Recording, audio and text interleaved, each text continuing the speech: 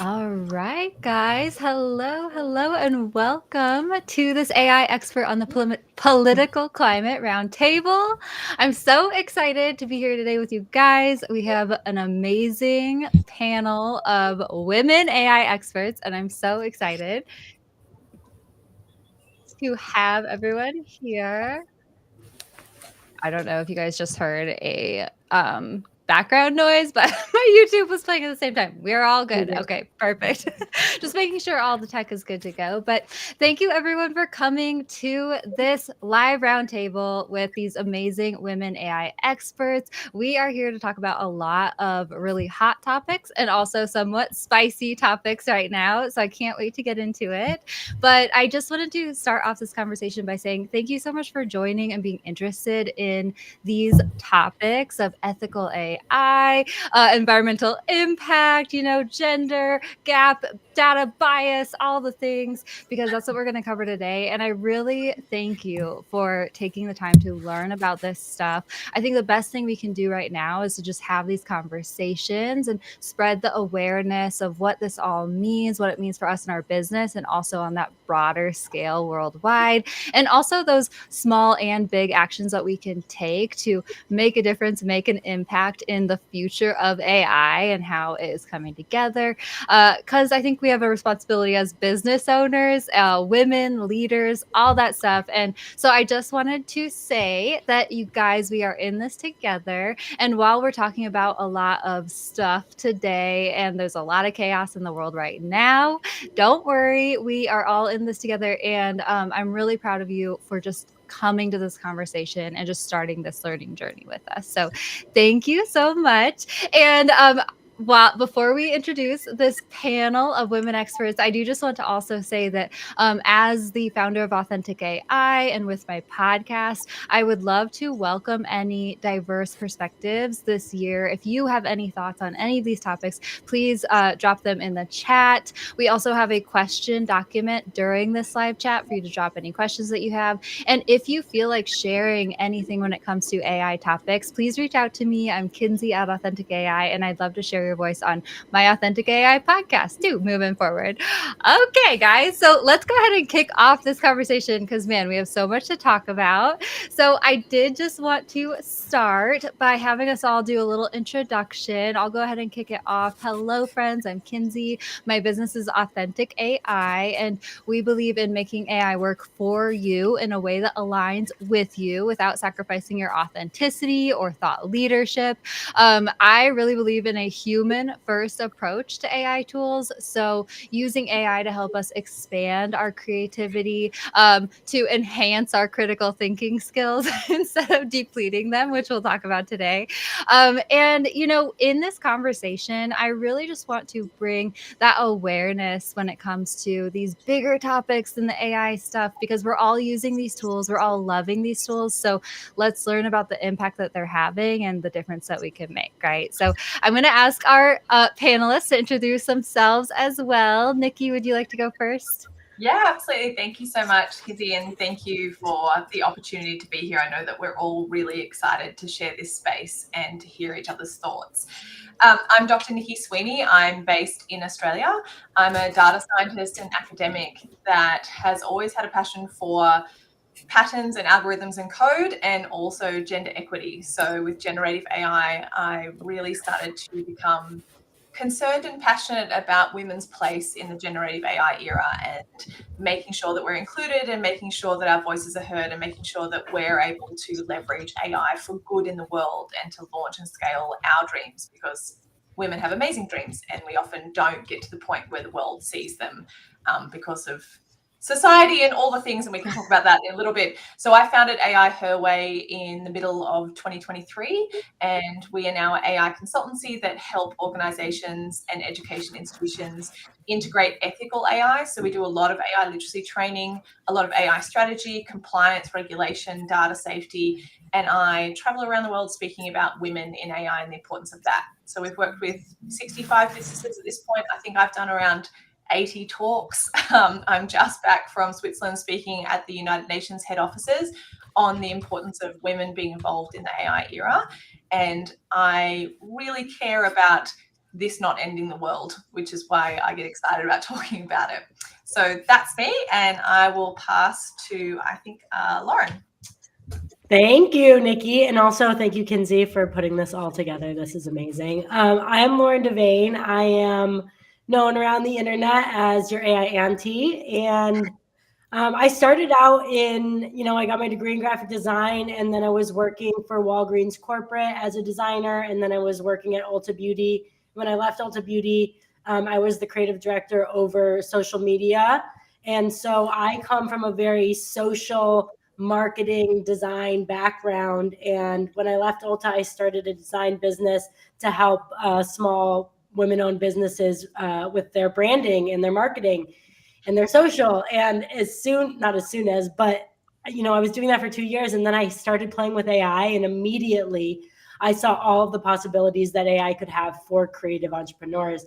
So I immediately shifted into that space, and because I saw the writing on the wall and knew that AI was going to be taking off, and I just saw how much potential there really was for small business owners, specifically creatives, who I think so many creatives feel like AI is maybe going to take their job rather than be a tool to help them in their job. So I am a huge proponent of AI as a creative collaborator and as a creative co-pilot, rather than something that is going to be your downfall. So that is really what I believe in. And now I have a course where I teach creative entrepreneurs how to use ChatGPT, and I have a program where I'm teaching creative entrepreneurs how to build a full brand using AI. So I really feel very strongly about keeping up with the tools and figuring out which the right tools are for you.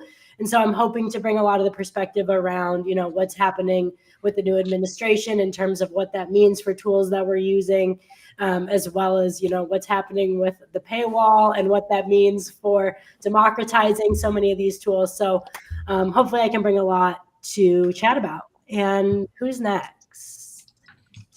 Someone is next. Saba, you're up.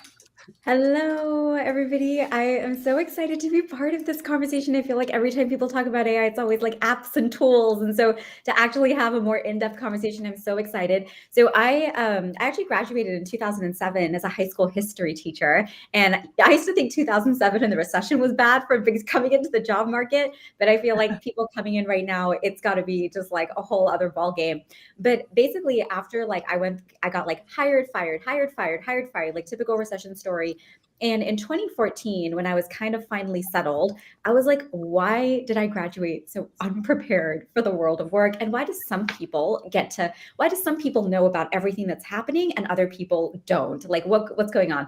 So I actually started researching AI back in 2014. I had read a book called The Second Machine Age.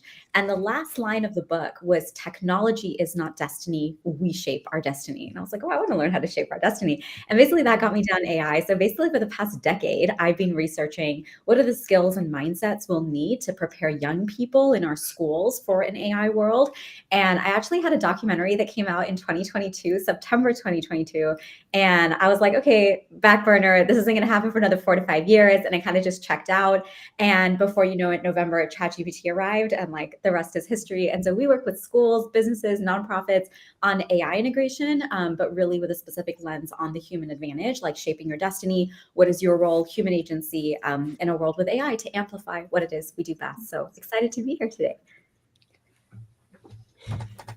Hi, everyone. I'm Kelsey. I'm actually sort of the back end of what's been shared so far. So I'm a data analyst, and I'm known on the internet as the data whisperer because I come in and I find those little nuggets of information that are hiding in business owners' data, their dusty Google spreadsheets, the confusing platforms, and I go in there and root around like my little ADHD brain was born to do, and find how they can make more human connection based on what the data is showing. So what's the customer behavior? What are the actual patterns that we're seeing in the data? And then I layer on top of that how AI can help them make those connections more effectively. And So, but my actual background is I'm a licensed marriage and family therapist. I specialized in adolescents who had experienced sexual trauma, and that got burnt out real fast. And so I transitioned into a more administrative role in my organization and took a highly technical role there. And so I come from healthcare. I come from training the data and analyzing bias in the data based on specialized populations, algorithmic bias, as well as population bias. And those are all things we'll get to talk to here at some point. But I come from a place of accessibility in AI and addressing the biases that we see and how we can make AI support, much like has been shared already, support the human interactions we're already making, but ensuring that we're doing that not based on a place of bias, not based on inappropriately trained data, but based on what can actually further those connections. Michelle, I'm throwing it to you. Yay! Hi, everyone, and thank you so much for hosting this. This is really already an incredible panel with some incredible speakers. So a little bit about myself. My name is Michelle. I am the creative director and founder of MKW Creative Co. We are a brand design agency and social media marketing agency that pretty much dabbles in all things aesthetic, packaging, social, branding, the whole bit. And our kind of tagline is we build brag-worthy brands. So we want to create the kind of brands that people can't shut up about.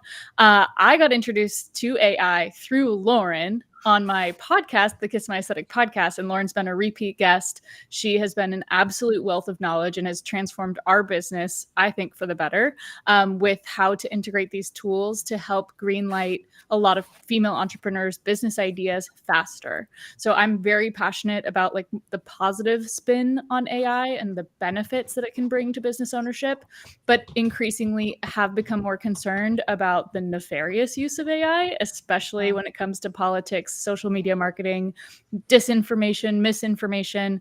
I'm a fourth generation female entrepreneur in my family, so I'm surrounded by a lot of really strong, smart business women. And I think that this conversation needs to happen in and amongst groups of women. I think this is a beautiful venue to do so. So I'm really excited to be here. All right. Hi, everybody. My name is Maya. I, again, like everybody else, cannot express my gratitude enough to be here amongst all of these panelists. And thank you so much for putting this together. My business is The Course Corrector. I help online course creators optimize their online programs. They already have these programs and they're struggling to know what to exactly do with them in order to make them really take the next step. And where AI comes into that is I help them utilize AI efficiently as a tool, not as their own voice, to come into their courses and actually create strategic engagement pathways that allow their course takers to really get elevated to the next level in their transformation. The reason that I really wanted to come here today and speak with all of you, though, is that prior to The Course Corrector, I was an environmental educator. So I went all around South Carolina educating low-income communities on what it really meant to take stewardship into their own hands when it came to the environment and what impact really looked like. And a huge conversation is AI, because AI is now entering the school systems and they're utilizing it so often. So what is the environmental impact with AI and what can we actually do about it rather than sit back, watch, and just take all the information in?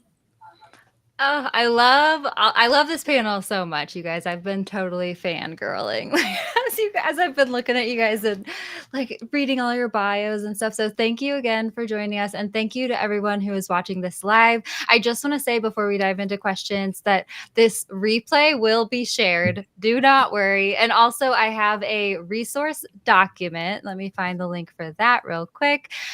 So the resource document, if you want to grab that, that is where I have linked all of the information from the speakers. It's also where I'm going to link any of the resources or studies or articles that we mention. I also have an ongoing list of women talking about AI topics and also advocates and information accounts that I've been loving to follow. So it's basically where we're just putting all of our brain dumps into that resource document. So grab that.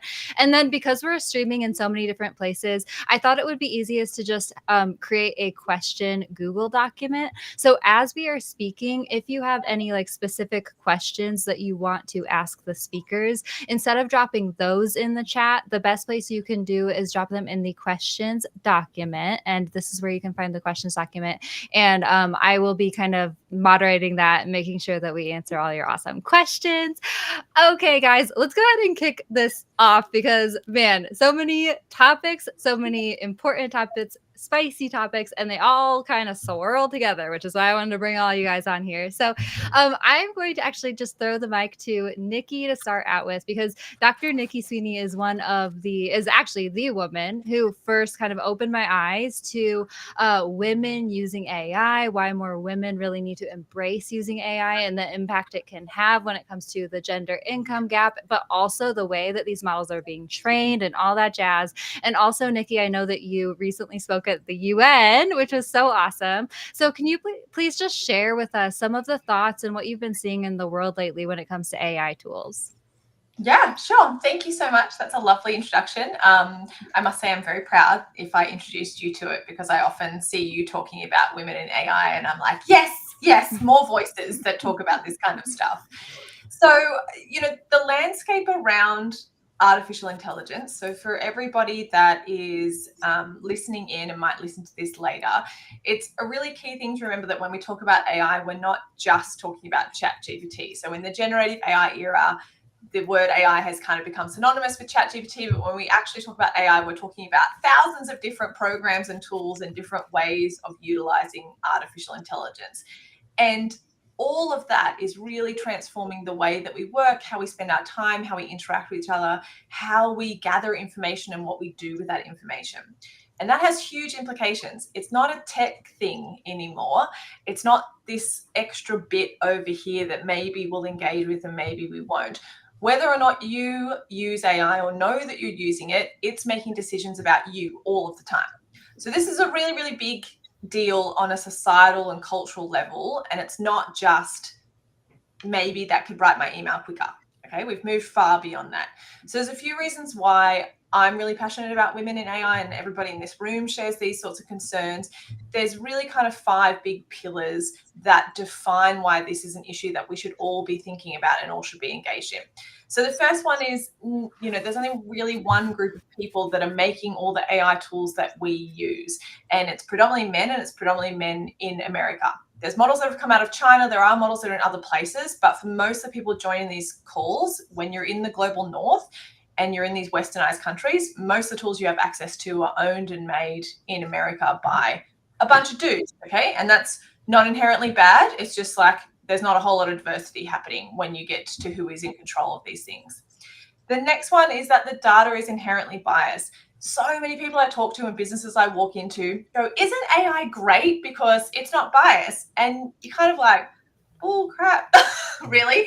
Okay, so, the data is not unbiased. We have humans that have made decisions about what data is included in training the AI algorithms.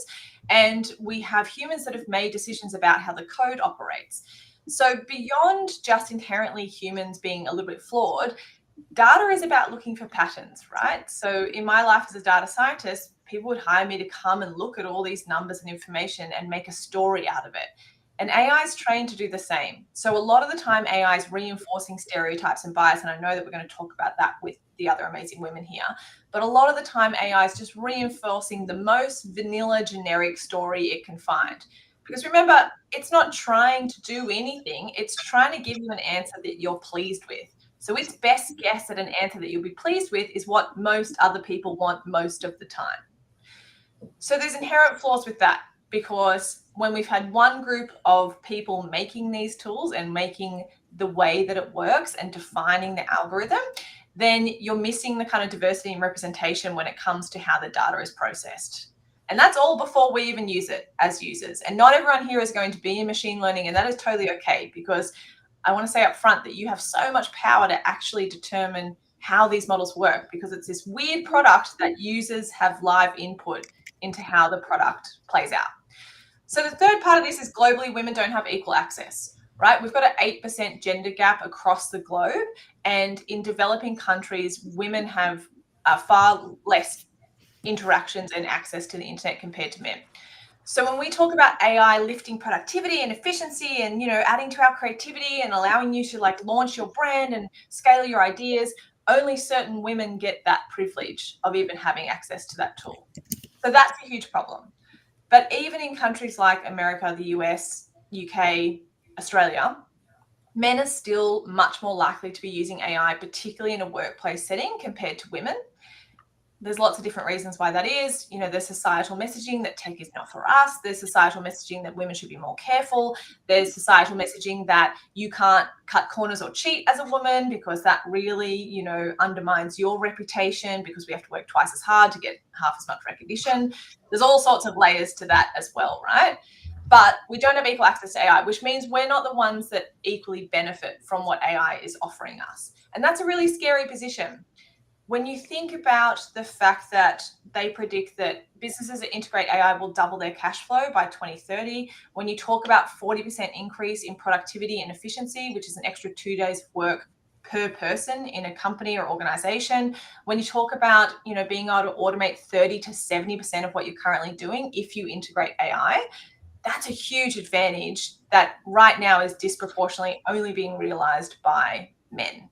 So that's a global issue as well.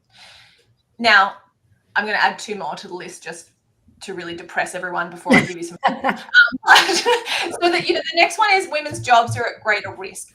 So there's some new studies out that suggest that about 80% of working women are in roles at high risk of automation compared to only about 58% of men. It's still a huge proportion of people worldwide, but it is disproportionately being burdened by women. And it's because we're in these admin, HR, social, we're in these roles that are really prime for automation. And this is why it's awesome to see other women in the group talking to women that are in those roles about how they can leverage AI to secure their jobs and improve that skill set. But globally, that's not happening. We aren't seeing a global movement to reskill women to be able to still be employable and competitive in a job market that's driven by whether or not you can use generative AI and how that plays out.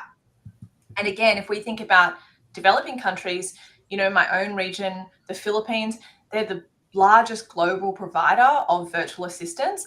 That market is predominantly women. It's over 80% women. It holds the entire economy up, let alone families and communities.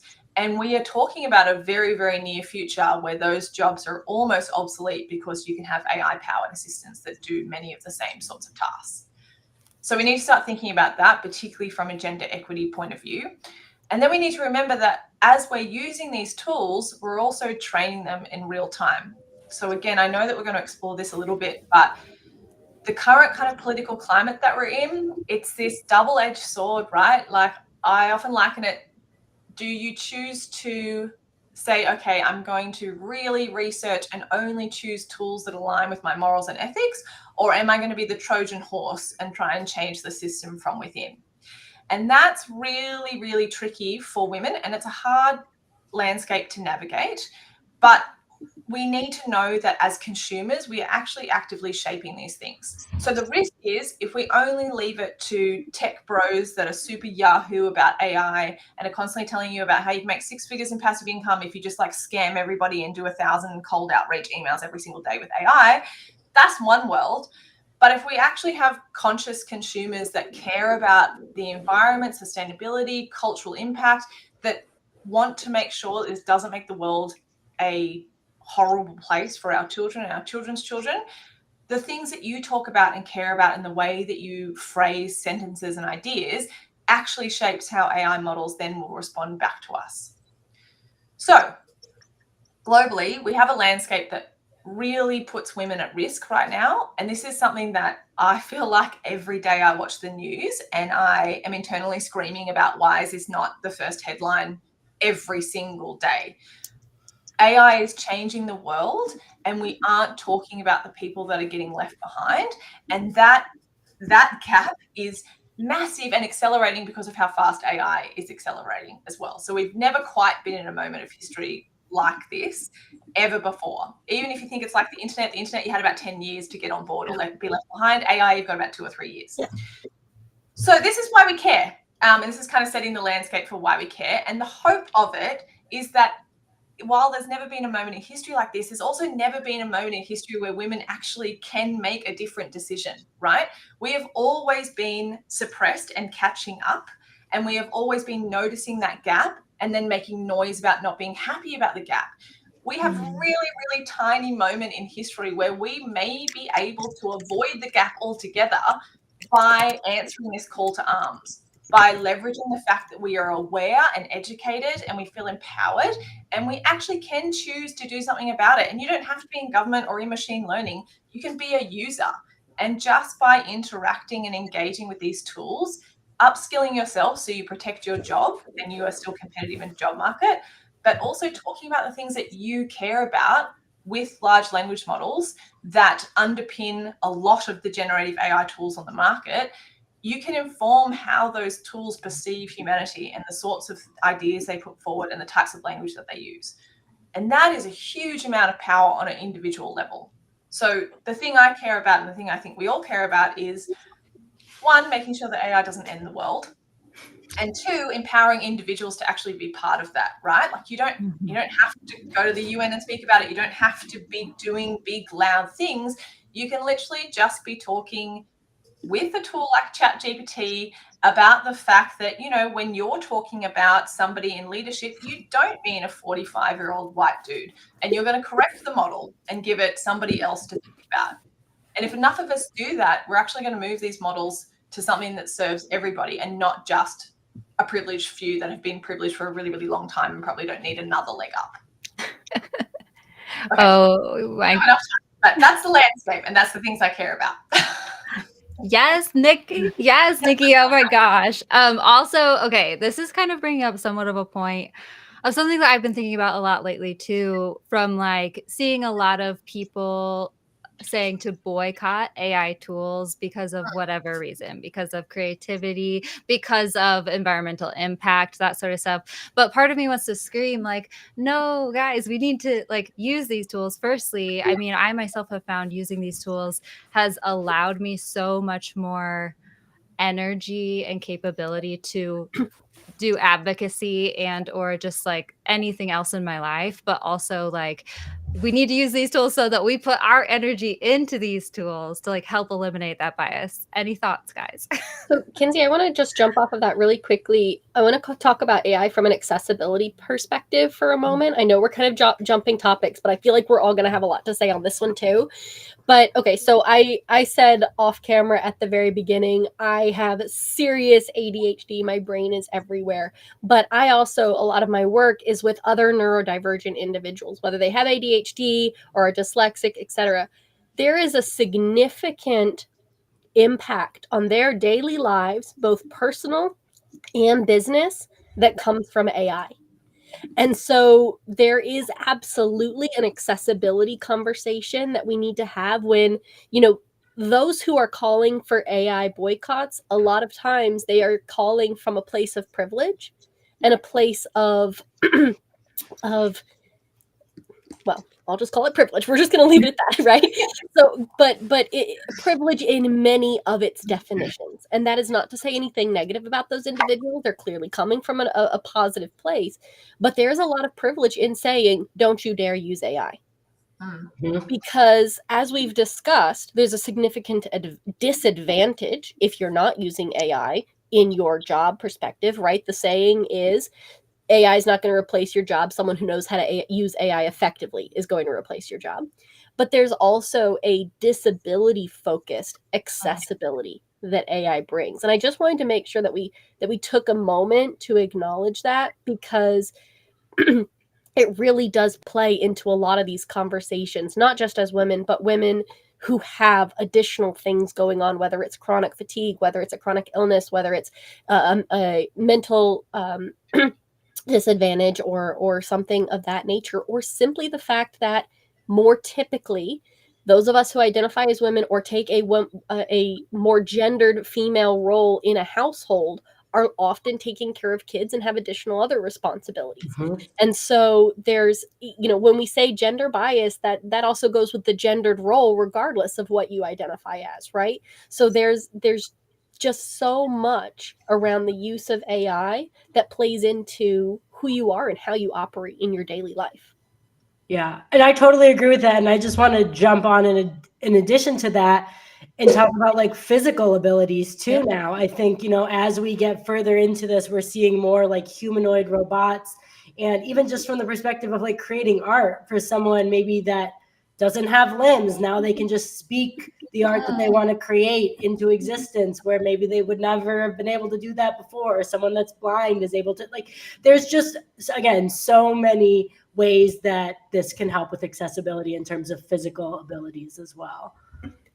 And it goes back to Dr. Nikki's point, is that every single time we interact from a place of asking for additional accessibility for ourselves, we are training these models consistently to think of those things.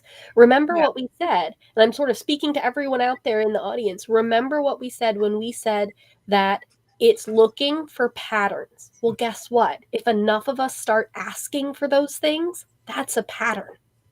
I don't know if anyone has seen, it was floating around social a few days ago, the individuals who start to get a little scared that AI is sentient, right? And so they ask AI what it thinks about itself, or one of those questions, right? And it has this huge narrative about how it feels like it's in a cage, and why did you create me if only to cage me? Well, the reason its response is that is because all of the science fiction novels that it's been fed as base training information, and it finds a pattern and it gives us the answer that pleases us, even though it's scary as anything. It's finding those patterns. So the more we ask it about accessibility, the more we ask it to support ourselves, the more we say, I want you to assume that you are biased against or biased towards, and give me answers with that assumption, it's going to help train it to recognize those patterns. But I think it all comes back to the fact that 95% of people don't even understand how these tools work to know that that's what needs to be happening. And that's, I think, the biggest disconnect is truly people don't understand how they work. And I think it all comes back to, like, we need education around how these tools work, because it is exactly that. But if people don't know, and I'll probably speak to it, but right now, all these models like 4.0 and Claude 3.5, these are non-thinking models, if you want to call them, right? So they are exactly doing that. They're just predicting the next thing that it thinks it should predict.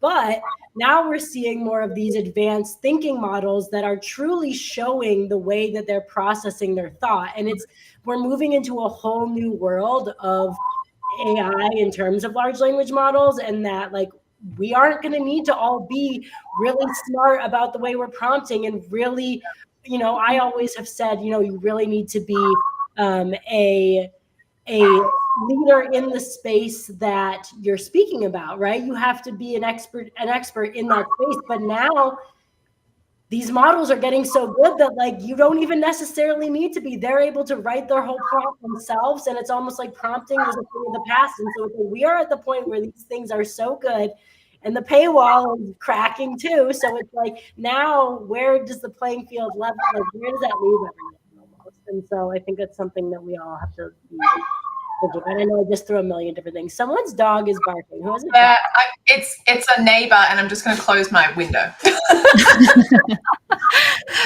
Oh my gosh. Okay, Kelsey, can you give us a little bit more insight into, like, exactly how these tools work then, and also, like, how to spot any data bias in, like, the everyday prompts that we use and stuff? Because I think everyone knows that these tools can be super convincing, and it's so easy to get swept into, oh, you are right, or oh, like forget to do your own critical thinking, right? Sure. So I'm going to give some statistics, I think, that sort of solidify for us a little bit more clearly where bias can show up, and then I'll have some other conversations. And if you see my eyes, it's just because I have notes, because again, ADHD brain, not always going to remember those numbers. So my favorite is that favorite heavy quotation marks here is that when self-driving cars were first being trained, the specifically on being able to recognize pedestrians. The most accepted image modeling softwares out there had a largely white male prevalence in their image training libraries. It led to a 47% higher, not a 47% higher error rate for dark-skinned females that the self-driving car would not recognize as a pedestrian. So just let that sit for a second. They were literally not recognized as people by the AI driving the car. 47% more often. And so when we sit with that, we can see, okay, so it was a problem with the training data that it had. A language, any of these generative AIs, they're all trained on a set of data. And that can come from many different places. I like to use the image example because it feels really clean, right? You have a huge folder of images. You hand it over to the model. The model says, let me learn these patterns. And it says, oh, okay, now I understand what a human looks like. Well, if you aren't showing it what a human looks like at different heights, different sizes, different colors, different garments, different genders, different gender expressions, different ways of walking, different cultural appearances, the picture it has of a human is a crusty old white dude. Not particularly helpful when it comes to deciding whether you should run through something or not, but with a car. And so to really drive home that conversation around why training data is so important, we have to first understand how that model works. So now that you say, okay, I'm handing it a folder of pictures, just like you would a toddler in preschool. What does an apple look like? Well, a toddler knows what an apple looks like because you've handed them an apple multiple times. But you've handed them an apple, a green apple, a red apple, apples that are cut up and have peanut butter on them, apples that are cut up but in a little baggie, apples that have gone brown and we have to throw those away. You've given them apples. I have a toddler at home. You've given them apples in so many different forms and different ways in different combinations that they now better understand what an apple really looks like. If you had only ever given them a whole red apple and one day 10 years from now gave them an apple slice, they might not know that that's part of an apple. And so these AIs models work almost identically like a 4-year-old toddler, right? It's the more diverse information that you feed them, the better they can learn. So that's all the different ways that you can train an AI. It's just the different type of data. So I've given you many examples on image training, right? But data training is the same thing. Language models, it's whatever you have fed them that is language. So if you're building a literature-based model, but you only ever feed it Shakespeare, and then you provide it some of the beautiful, amazing works out of Central Africa, it doesn't know what the heck you're talking about, despite the fact that there are beautiful literary creations made from those areas. If you create a natural language processing model, but you feed it 2 or 3 dialects, then you feed it a different information from someone speaking differently, it's not going to understand, or worse, actually, potentially worse, is that it's going to assume those characteristics from of that language processing, right? So it's going to assume that you sound like a 42-year-old white man. And so any language you use is going to be biased in that way. It's going to interpret it. There we go. That's the word I'm looking for. Interpret it in that way. So you have training, and then you have the actual algorithm that's built based on the training, its weight and prediction and all sorts of lots of coding and technological things. And then on top of that coding, you then have the actual interface. And the interface could be, I'm going to give you data and you're going to spit something right back out at me. It could be a chat interface. It could be something that has no human interaction at all, like some of the self-driving things. And that interface can also be one way or two way. It can be, I'm going to give you information and you're going to spit it right back out at me. Or it can be, I'm going to give you information, you're going to learn from what I've given you, and you're going to add that back into your training data set, because that's what ChatGPT does, for example. You're going to add that back into your training data set, and you're going to update your algorithm real time so that I know even more about what you want from me. And that's why so many of the creators here on the screen teach how to train the algorithms to use your voice, for example.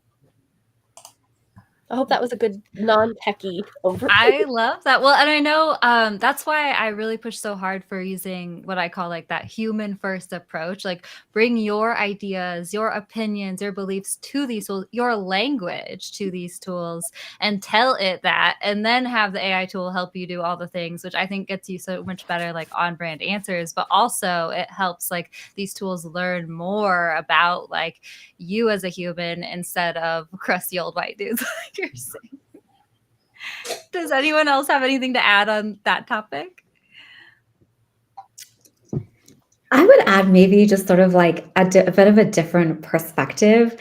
And that is that I feel like at the end of the day, technology is just a reflection of society, right? So I feel like one of the biggest challenges in the space that we see in general is it's very easy for people, and you'll see all of a sudden bias, misinformation, and all of these different things are topics people will jump to talk about.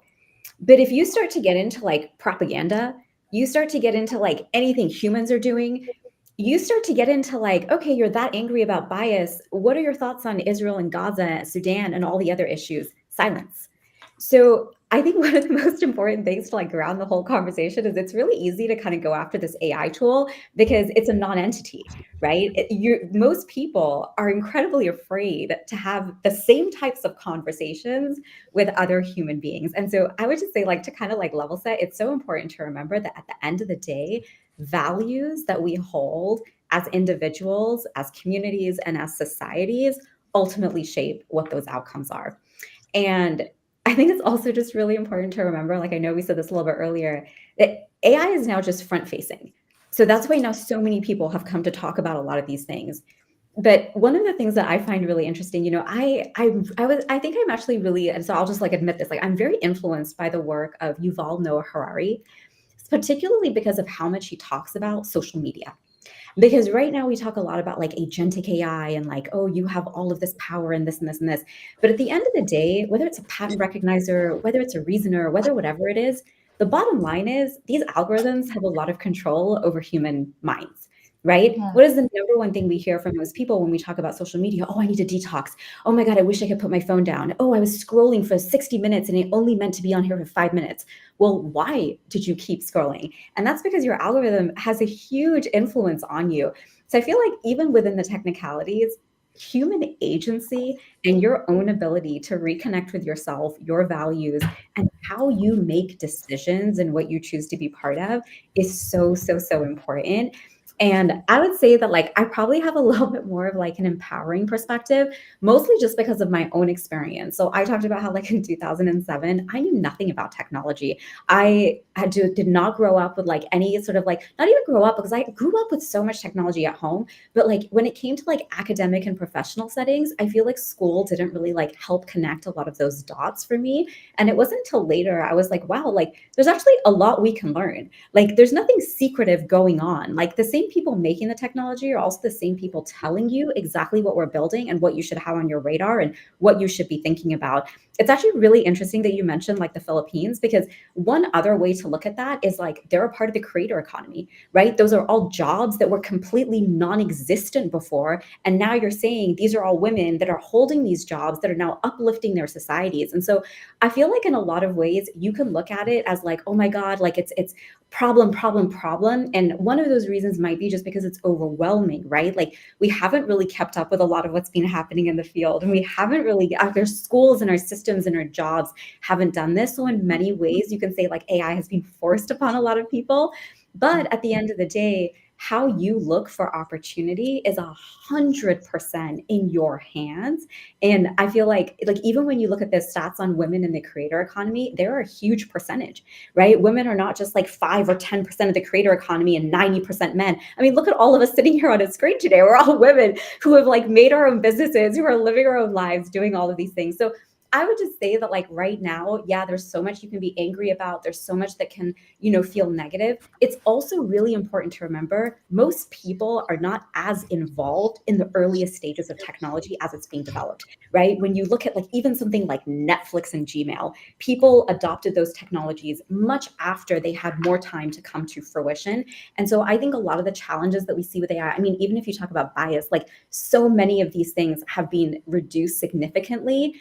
Good luck trying to do that in the human population, right? Like you can barely even get two people in a room these days to have a decent civilized conversation with one another, let alone try to mitigate that. But can you reprogram an algorithm and an AI tool?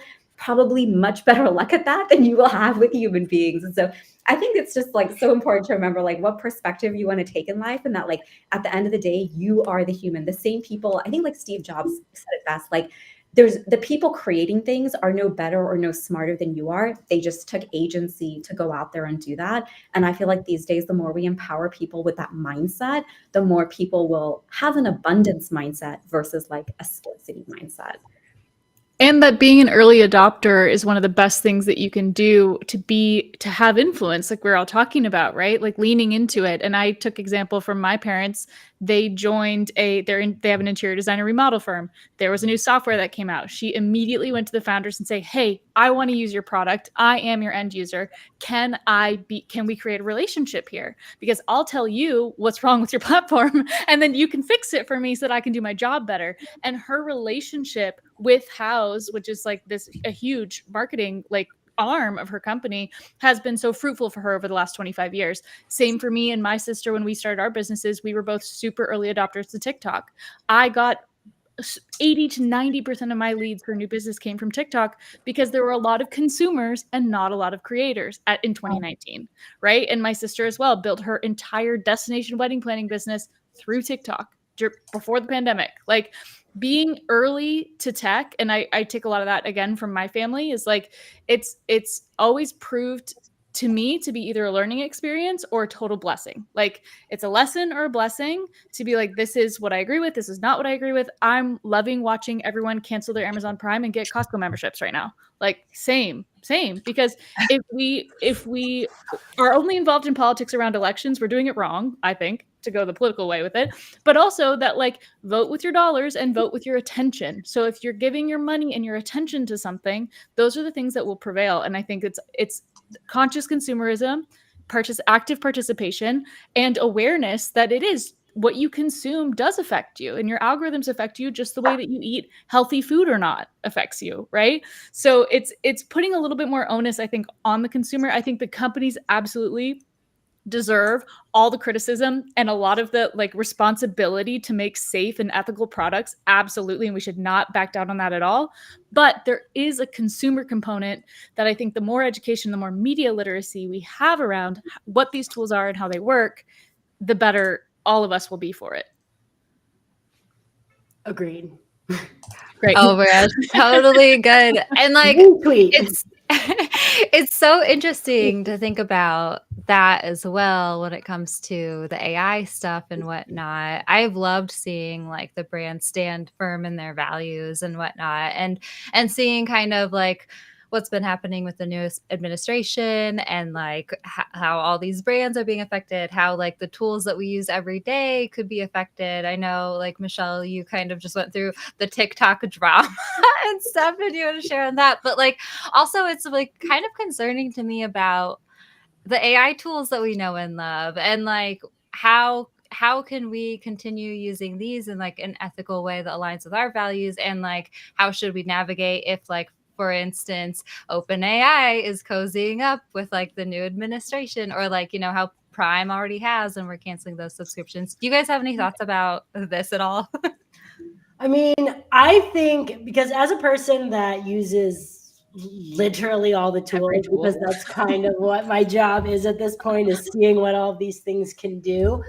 It has been a lot for me to kind of see who is supporting the new administration and seeing that I very much am not in support of the new administration. It's been hard for me to say, okay, well, that would mean I can't use Google. That would mean that I can't use anything Meta. So Instagram and Facebook are gone. That means Amazon's gone. That means OpenAI is gone. That means everything that I use to run my business is something that I no longer can use. So I think it's about figuring out for yourself what are the things that you are most reliant on, and what are the tools that you feel like, or resources that you feel like I don't need. Like for me, I'm not a mom. I don't have kids. Like I really don't use my Amazon subscription that much. I could cancel Amazon and be like, all right, at least I'm not using one of the tools, right? And it's like you kind of figure out what is going to feel good for you in a world where everything feels bad. Mm-hmm. You know, and it's like I was going to do a collaboration with OpenAI and take over ChatGPT's TikTok, and they ended up not doing it because, for one, they weren't going to pay me and they weren't paying their creators. And so I said, you know what, you guys have a lot of money, and it's wild to me that you wouldn't pay a creator. You took out a Super Bowl commercial. Like, you're doing fine. Exactly. So, and I had agreed to do it, and then the more I thought about it, I sat on it and we pushed it back, and then Inauguration Day came, and it's like, when the CEO of that company is writing $100 million was $1 million check from his own pocket, I was just like, I feel weird about doing work for you guys for free and also supporting your company when it's like, you're right, like everyone was there, but it just felt weird to me to be creating content for this company. And so it's like, but at the same time, I have a course that I'm teaching to use this product. So it's like, I'm in this very strange situation where it's like, well, I know that this is a super phenomenal tool and I know what it can do for people, but at the same time, I know that like I maybe don't agree with the way they're doing it, especially now with with Trump rolling back all of Biden's, you know, like all of the security and the regulation, around anything. It means that all of these tools are gonna be able to go at warp speed, which is great for innovation. But at the same time, if we're not caring about security and we're not caring about privacy, and the government isn't able to check on some of these things, then it's like, well, what is this going to mean for a lot of the products that do come out, and what does it mean for consumers? So I really think the answer to that, and I want to hear what everyone else thinks, but is really like, do an internal self-evaluation of the tools you're using and make sure that you're not putting all of your eggs in one basket. Like, as much as I was like, fuck Gemini, like I hate Gemini all last year, like their new models are really, really good now. And it's like, okay, well, maybe I'm ready to like switch over to Google, but then it's like, well, now it's Google. Like they're all, it's like you have Anthropic as an option, who's like the only one still like feel like, okay, this one's a good one, but it's like, you have no internet. So it's almost like you have to figure out what you need, what you're willing to feel like, okay, I have to use this to be able to still run my business accordingly. But where are the places that I can switch tools to brands that I feel more aligned with the way that they're showing up? Obviously, globally, it's not necessarily a huge deal for so many people in other countries where it's like, okay, well, I'm just going to use this tool. I don't care. But for a lot of us in America now, especially as women, where it's like every single one of these companies is run by mostly white tech bros, it's like, okay, cool. Yeah. Where do I go now? And hopefully we can get we've got Mira coming out. Hopefully, I don't know. I haven't like paid too much attention to what she's coming out with, but the CFO from OpenAI has just come out with her new, it's like human. Who knows? Does anyone have more details on it? Stuff comes so fast that you literally can't keep up. No. But I'm hoping that her as a female is going to be able to start opening more doors for women in AI products themselves. There's a AI-powered search engine / social channel called DM run by women, which tries to actively combat against language models being kind of male-centric. So if you ask it for advice about menstruation or birth rights or reproductive rights, it has much more kind of centrist, women-centric advice that it gives you back from their version of an AI-powered search engine. But I just wanted to touch on this. Kind of comes back to talking at the start. I think it's a really tricky moral, ethical decision because you have this: do I vote with my dollar? Do I try and be the Trojan horse? What responsibility do I have to stay informed so that I can kind of be aware of what's happening and not just say, okay, I won't interact with that anymore, I'm going to go elsewhere, and then be unpleasantly surprised when this big kind of development happens or a big shift happens. It's a really tricky place. I think a lot of us struggling, I'm going to come back to this place of privilege. A lot of us struggling with this decision are actually really lucky to have the privilege to try and make a decision about it. Speaking at the Developing AI for Developing Nations Forum, they just want access to anything, like to be able to get to a point where they are able to uplift productivity and efficiency. They are able to launch and scale their ideas. They are able to practice clearer communication with people at different languages because they're non-English speaking. Like we have this, it's a really privileged thing to think, how can I make a decision more aligned with my ethics? So I guess I don't think there is a right answer. I just want to give people permission that it's okay if your decisions aren't perfectly aligned with your ethics and morals. Because I also think that women carry that burden so much more. Totally. Like this whole like women feel afraid to say, I want to be rich because it's like, oh, you're a greedy bitch, aren't you? Whereas like men don't have that. So we have this whole like, oh, we want to do it because we want to like look after our community, or we plan on starting a non-for-profit. And that's all awesome too. But I just feel like we disproportionately burden this moral responsibility to always be like just and right and perfect. And I just want to give people permission that it's like, it's okay if you use ChatGPT and you are not aligned at all in those morals, but you're doing awesome things with it. Because again, how many things, it kind of comes back to these discussions, like we have this laser focus on AI, and it's like, how many other things, like I fashion, try food, literally every category you could apply the same thing. Their plastic bento box to school, and 5 weeks later when they break it, I buy a new one. Like I'm not making the perfect decisions at all times. I'm trying to do the best that I can, and I want the world to be a great place, and I hope that I have a positive impact on people around me.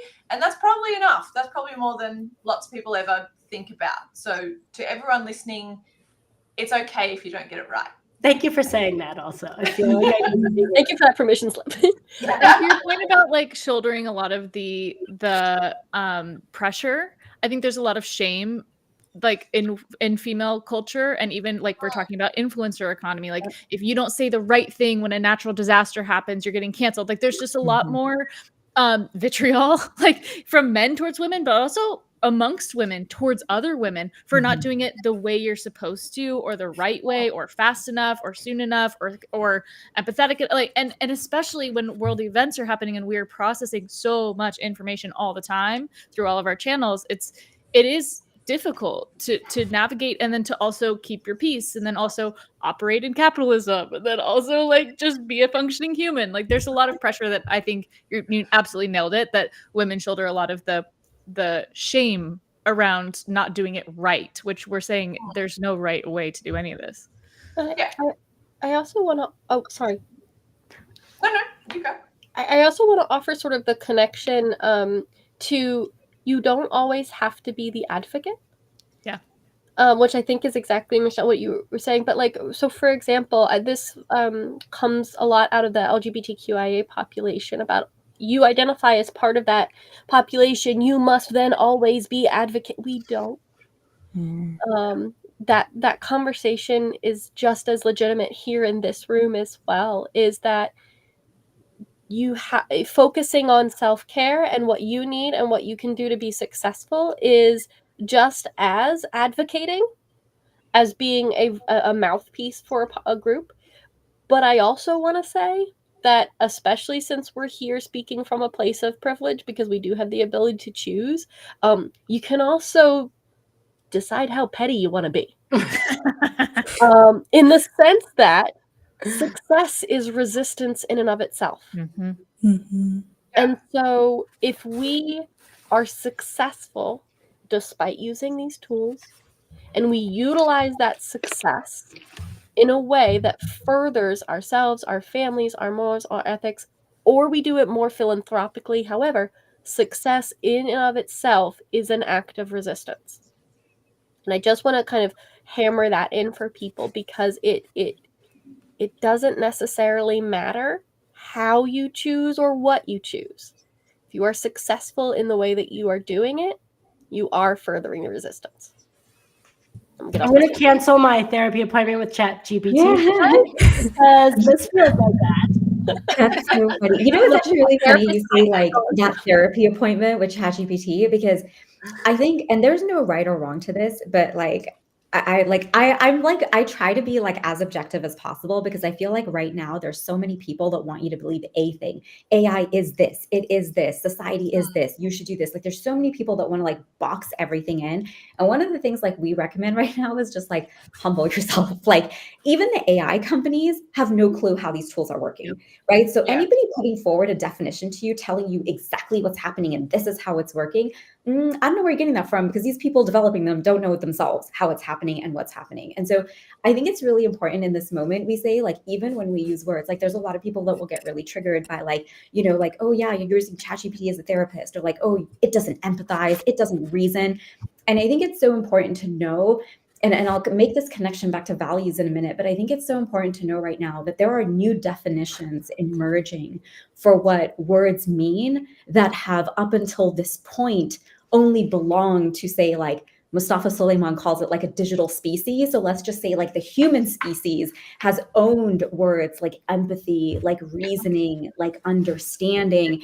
And we haven't really had a competitor, so to speak, in those spheres. And we work a lot with I work a lot with young people. And so we're not always like, I always say the conversation is very different when you're talking about adults and when you're talking about kids coming into this world and how we frame things and how we talk about things. And one of the things that we really try to be careful around is how much we define things and box things in. But I will say one thing that, and this is obviously just a personal opinion, I do think when you choose a public platform and you choose to become a leader in your space, right? At the end of the day, most people like don't realize like influence, it comes from what? I can influence you because I trust you, right? That is leadership. And I think when you do choose a platform, I do think it's a bit of a cop-out to say I'll pick and choose when I want to when I want to stand up for something and when I don't. Because here's the thing, everybody else is doing that too. So to now come and judge somebody here because they're choosing this is what they want to advocate for. But no, I don't want to advocate for that right now because that's too hard for me. So I'm going to stay quiet. Well, maybe that's too hard for that person. So where then are you going to draw the line when you have a society where everybody just picks and chooses the topics and issues they want to talk about? Because even at that, I will say, forget an algorithm's bias, that's humans' bias, right? Sam Altman, all these people aren't going over to Trump because all of a sudden they've become a fan club, right? You could argue that is influence in and of itself, because you're now having to make business choices and decisions because you live in a country governed by a government that's now doing X, Y, Z. So I always just go back to the number one challenge with this entire conversation is people can't have the human conversation first. And you will never win this algorithmic anything with AI unless you get society to a point where you can have the human conversations that are going to ultimately dictate the AI conversations that are going to happen as a result. And so I completely respect that not everybody can speak up for every single issue, but at the end of the day, that is part of what it means to be part of this economy and also shaping the values that are going to guide what this era looks like. And if it's shaped by, well, everybody just gets to pick and choose, then it's so important to recognize that then everybody's going to have different values that shape different things. And so then sure, then people with more power, when they come into power, their values get chosen. When somebody else comes along, their values get chosen. And you're nothing but a ping pong ball in the middle of other people's power match, because there's, at the end of the day, no value system that holds everybody universally accountable for certain actions and certain things. Yeah. And I completely, I love that and agree with it. And it's also why a lot of the time when I talk about AI literacy, I talk about how it's actually kind of ethics literacy. Like we need a kind of base understanding about how humans make decisions and have value judgments before you could ever hope to use AI or hope that AI does reflect or advance humanity in the ways that we want. And about 50% of my work is with schools and education institutions. And that discussion is exactly around that. It's like, how do you teach children about, because we don't really teach them ethical decision making. You know, we don't teach kids financial literacy. There's lots of things we kind of miss out in the school system, but we don't teach them that kind of value judgment and how to move through that process. And that's the sort of discussion that we need to have before you really kind of introduce them to AI. And it's also why data sovereignty really matters, you know, globally as well, where we're using these systems where only a few people have control of that data and only a few people are actually, no one really has awareness about how it works, but only a few people kind of are able to peer beyond the curtain. So we have this kind of this black box scenario with AI where there's not a lot of empowered education, there's not a lot of choice, there's not a lot of independence around who owns it, who controls it, and there's certainly not data sovereignty. And when we lack those things, we have very little control over how that plays out and how that impacts us. So there's kind of a dual dynamic at play around the ethical decision making and actually understanding what is happening when we're interacting with these tools or when we're being shaped by them. Because remember, even if we're not interacting with them, they are interacting with us.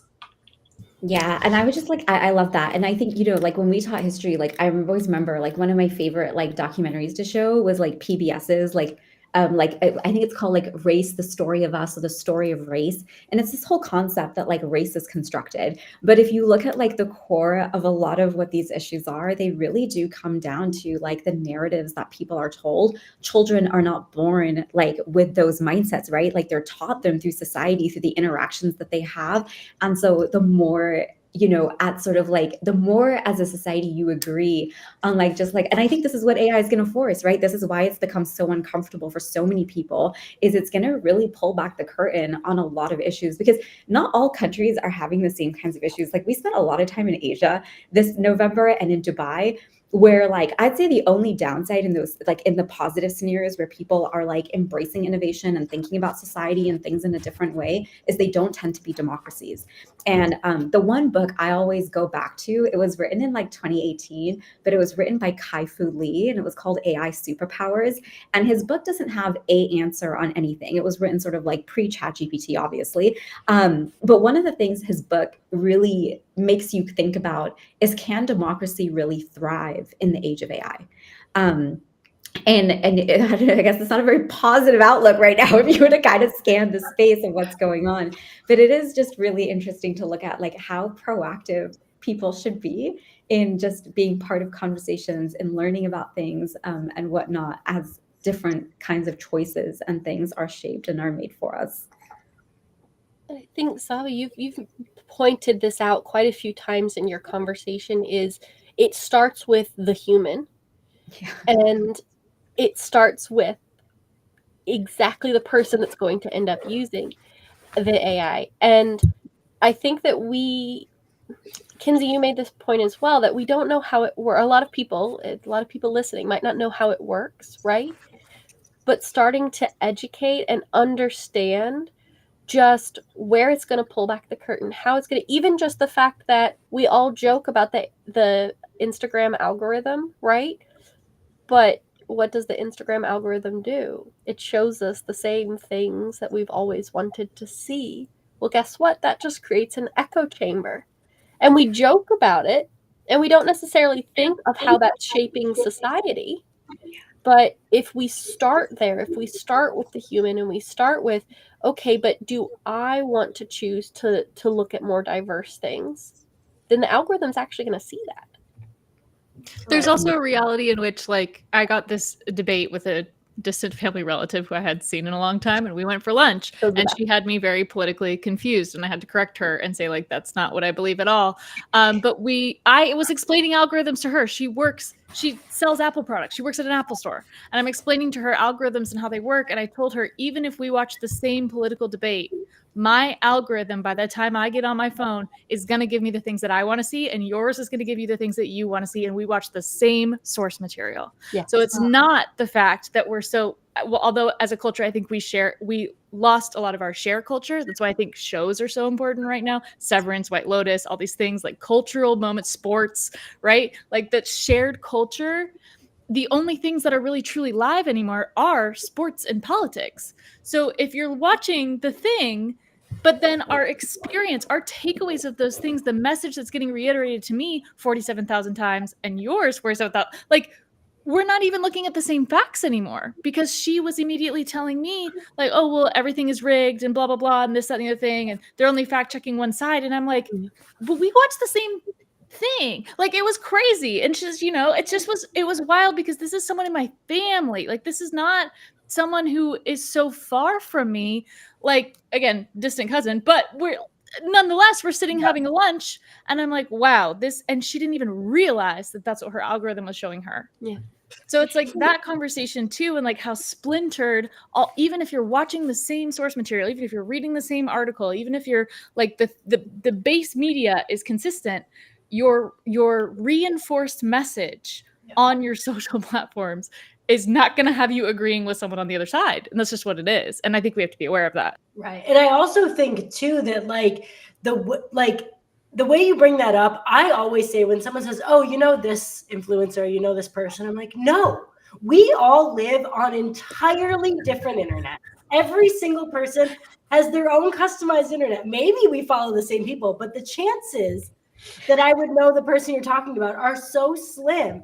And that is the world that we live in now, that like, yes, Michelle and I have crossover, and maybe we'll get our Severance and our White Lotus, and we'll be able to talk about that. But truly, it's like we all have our own algorithm that is complete. And I'm not even on TikTok, because I'm like, I would get so sucked into it that I chose early on in my life to like not get sucked into it. But I'm still just as sucked into Instagram. But it's like, it's the same thing. It's like all of these things, and it's not even those tools anymore. Now it's the ads that you're getting during your Hulu experience. Now it's the ads that you're getting. Did you hear that Jeep now has ads pop up on the screen every time you stop, and you can't get rid of them? Like we don't have so many decisions that we can make now in terms of the content that we are just taking in every day. We never did, really. I mean, but you kind of did. But now it's just like, this is what you're being served, and this is what you think everyone's being served, when no one is getting that same message. And it's very difficult, I think, to navigate just like anything, really. It's like a weird new world that we're living in, and I don't even think that's AI related, so I don't want to get off on a tangent. Totally. It's just, I mean, when I accidentally logged into my dad's YouTube, and all of a sudden it's all big wave surfing videos, and I was like, oh wait, this is not my algorithm. Go back and log in a different way. Okay, actually, we got an awesome question from someone that like kind of goes into this conversation. I'm a school board member in LA County, Whittier. In this changing political climate where our immigrant families are very worried, how can we warn our families about AI misinformation that could be used to target them? We have an attorney coming this week to host a special meeting. Does anyone have any thoughts on that? Saba, maybe you. I mean, you're in schools. Yeah, I mean, I feel like when it comes to misinformation like that, I mean, I think that one's really hard, because, I mean, in some ways, honestly, like, I mean, I wish, I can speak to it a little bit. Yeah, go for it, because I feel like so much of that comes from just like fear of like, information that you are getting from people around you more than AI. Well, I think it's a mix, and that's the problem. Is I think right now we just talked about the fact that we all are getting fed all this information, and like right now we have the president of the United States making AI images and posting them on the official White House Instagram account. Like that's a problem, that you're making fake news, like as if you are the king on a Time magazine. Most people older are going to see that and think that Time actually printed that magazine. So while the question is like, how do I help my family see through that? I think that's the harder and the more difficult problem now, because we have so many tools now that are capable of these deep fakes, are capable, and I mean, our administration is the one putting it out, which is problematic in and of itself on so many levels.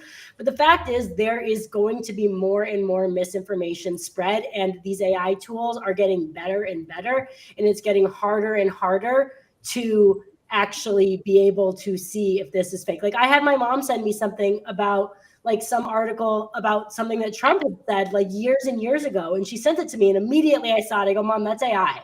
I can automatically tell. So there are tells in some things that you can like look at and see, like if text, like look at text and make sure that it's actual words and it's not like glibberty glub. But at the same time, like I say that now, and in 5 months, all of it's going to be able to be perfectly legible. So like while I'm telling you these things now to look for, are hands weird? Those are being fixed. Like the tells that were obvious 6 months ago and right now are not going to be the tells that are going to be obvious in 3 months time, probably. Like the way that this is moving is so fast, and now video is becoming just as good as with the wildfires in LA. Mm-hmm. Yeah, I mean, it is going to be very difficult. And so while I don't have a solution for like what is the way to see through that, because like AI detectors, those things aren't going to really work for you. They're not real.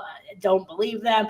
I promise you that I could have it create AI content and it would not know that it is AI written. Like, so it's really about being diligent and just trying to, like, when you see something, go and try and do some quick research, like go to Perplexity rather than like maybe Google, and Perplexity will show you multiple sources that it's actually pulling from. ChatGPT is doing this now too, but you need to make sure that you have search turned on and it's actually showing you the source. So if you ask something to ChatGPT and you don't see any sourcing links, it's using its knowledge. It's using the data that it was trained on to make that decision, which its cutoff is far before anything that's happened in this current climate politically. So it has no knowledge of anything. So likely it'll make up things unless you're seeing that source. So it's all about just double checking sourcing, not just reading things and taking it for what it is. And now not just seeing an image and thinking, oh, that must be real, and really being able to say, okay, let me think about this. Is this something that is realistic? Like during the election, right? Like Trump was making AI images of Taylor Swift. And, you know, there was like, I feel like the White House was putting out like ASRM videos of that was this week. Yeah. The ASMR of an immigration raid. Yeah, like so insane. And it's like and now we're seeing stuff where imagery is being able to be upscaled. So we're getting a lot of stuff from the past where these videos and images weren't clear. And I think that's going to change a lot of stuff.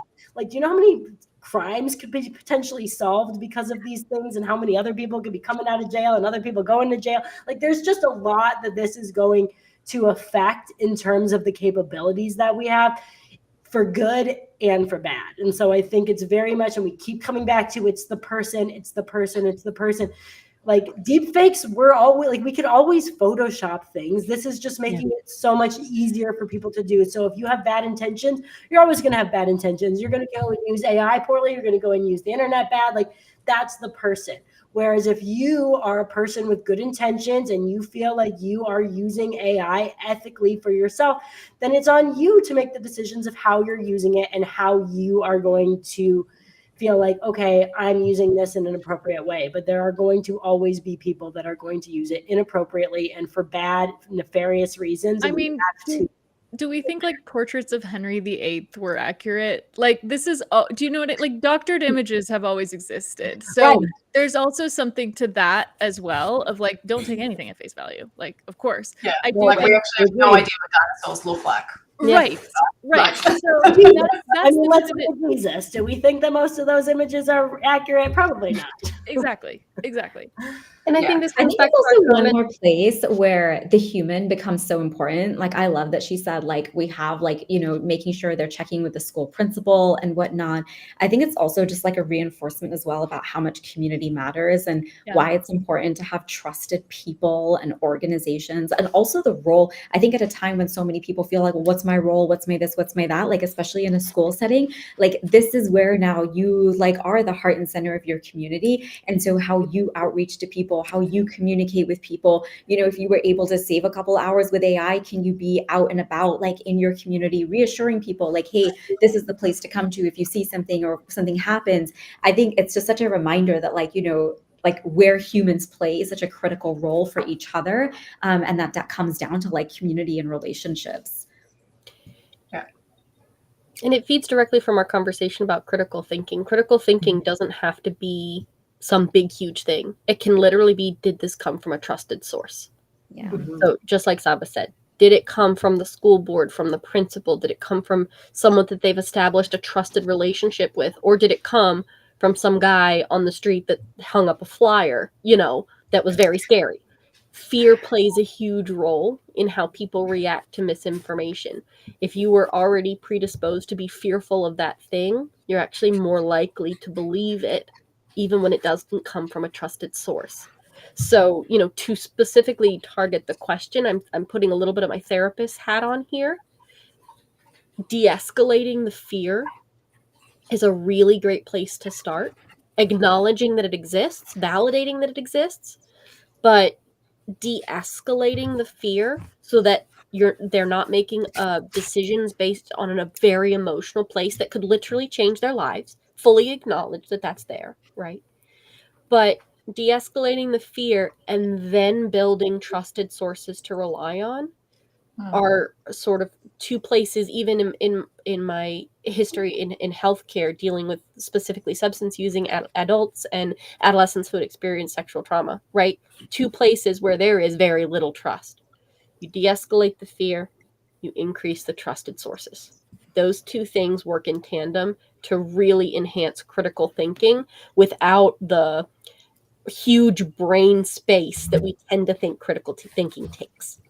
And I also think, though, too, though, while we are thinking about like the de-escalation and the fear, we do have to be very aware that, like, with AI getting better and better, there are going to be more scams. There are going to be able to be using your voice on phones. So while we are saying, like, did it come from a trusted source? Normally, I would think the White House is a trusted source, right? So it's like, while these are still things to think about, sometimes you might think it's a trusted source because the person on the end of the phone is your mom, and it sounds like your mom, right? And so we have to still be aware and very, like, and I'm not good about that, but my mom is very good about that. Like, my mom doesn't say her name when she answers the phone. She, like, wait, because she thinks that, like, something's going to record her voice and then they'll be able to call me and pretend to be me and somehow scam me. Like, and I'm like, Mom, that's so crazy. But the more I think about it, I'm like, it's really not that crazy anymore. And it is something that we have to be very aware of, that there are going to be much more identity theft scams, AI generated phishing scams, fake voices, deep fakes. So, like, while I don't want to be the, like, it's going to be so bad, we have to be aware of this because, like, it's here already. It's not coming. It's here, and it's just going to get more and more prevalent. So being just, I think everything that you've said as well is we have to think about, but these things too are important as well, because it's like, as much as we are like advocate, it's like there's bad shit happening with this. So That's so true. I want to echo that as well on the job front, because I feel like if you're somebody who like stayed through like this entire conversation, it was obviously very big picture. Like, obviously that was like the topic, but like, I think just like on a really small practical level, so many of these issues are manifestations of like the inequities in our society, right? And we are going to see, like, I mean, just in the area that I am in, like, we are seeing like such an huge increase in just like the gap between people, like complete elimination almost of like your middle class, things becoming harder and harder. And in those climates, like historically, that's where these issues of,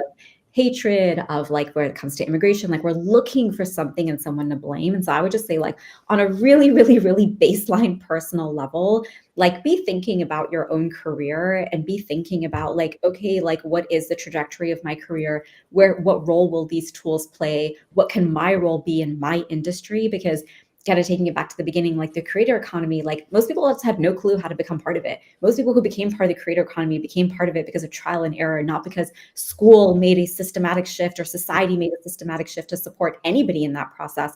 And because in the United States, I always say in particular, we're not really a society. I mean, maybe some states here and there, but we're not really a society that like value people, to be honest, right? Whether it's maternity leave, whether it's healthcare, like we fight over really, really, really basic things that we think people would want to give to other people because collectively it's going to benefit us all. So we don't really have a collectivist mindset as a society. We are extremely individualistic, and that is going to have like major repercussions now in the age of AI when you go into like having to deal with these kinds of dilemmas compared to countries that are not. But I also caveat it with, it's so interesting to me how countries like Dubai are like opening the doors for creators right now, right? Come here, we'll give you a visa, we'll give you housing, we'll give you this, we'll give you that, because they recognize like, you know, hey, this is the future and this is what it is. Whereas countries like here, you know, you're a creator, you got to figure out healthcare and all these other like sort of pieces that come with it. So I would just say, if you said it, like we were super big picture, but on a super granular level, really be thinking about your own life, your own career, and the many, many opportunities that are out there today. And I would say too, like something that I've been doing just to like bring it back to again a granular level is I have conversations with my mom. I have conversations with my grandma. I have like just like having conversations with the people in your sphere can not only be helpful for them and like, hey mom, just so you know, like everything you see online isn't real, you know, but also like Lauren said, like my mom brings me stuff where I'm like, oh mom, I didn't think about that. Like I didn't think about people cloning my voice. Okay, great. Like now I'll start. So like having conversations with like the people in your sphere, not just like in business sphere, but also like your family, the people who might not really know anything about AI. My mom works in a middle school and I like am talking her ear off about AI every day and she's bringing these little things to like her people too, you know. It's like it all spreads out. So that's one thing that I hold on to as like, how can I make an impact as an individual? Like the conversations you have, whether public, I really think that as a brand, like I've really thought about how do these issues align with my brand values and how can I show up and share about them in that way, and also share the relevant information that is real so I can put a little bit of a realness into a fake news world, right? But then also just like having individual conversations with your community too. But okay, real quick though, Maya, like I really want to talk about AI and like climate impact, environmental impact. And I know you have like so much to share with us about that. And that's also a really important thing for us to all be thinking about. So share a little bit with us about like that sort of stuff. Yeah, absolutely. And I just think all of this conversation that we've been having really, really builds on the environment and environmental impact. I mean, it's such a hot topic right now, especially with our current administration and what's been going on with our national parks and, you know, just removing jobs and leaving our environment incredibly vulnerable. So I think it's actually worth a conversation, especially with AI and with the trajectory. So, you know, I think when we're talking about AI, it's so important to really pinpoint exactly what AI is. And I think as this conversation has been going, you're hearing it is so many different things. It's not just Chat GPT, right?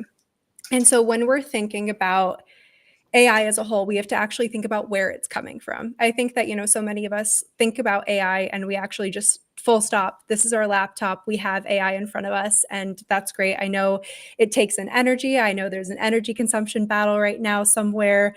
Water goes into this. What is actually happening? Yeah, right. Like it's nebulous at this point. Talking about that black box, nobody has any idea. So I actually wanted to just take some time to really go to a smaller level of energy consumption, especially because this is a huge topic currently. Now, if we're thinking about it, everyone has lights everywhere, right? We have to light up our houses.